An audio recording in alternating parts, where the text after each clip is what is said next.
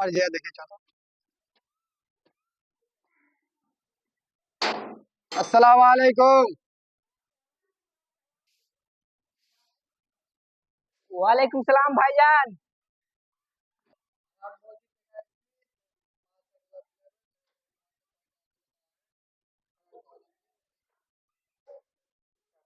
আরে হইলাম মসজিদ থেকে এসেছি, তোমাকে বাড়িতে কয়টা রোজা ধরা है?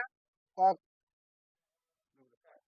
আরে হইলাম মসজিদ থেকে এসেছি, মসজিদে আজ রোজা খুলে যাবে, তো তোমার বাড়িতে কয়টা রোজা ধরা है?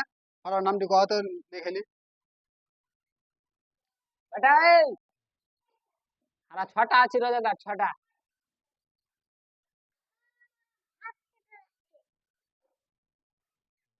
আর ছটা রোজাদার আছে।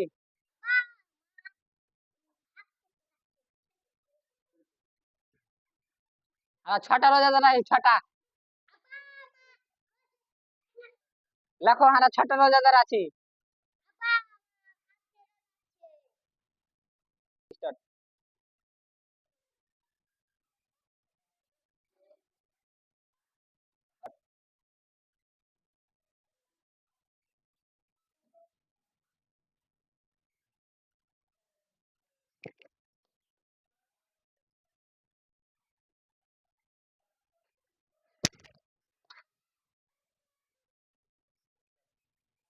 রোজা রোজা রমজানের দিনে রোজা করতে পারবে না, দেখলে ফের নাম লাগবে ছটা দেখে নে।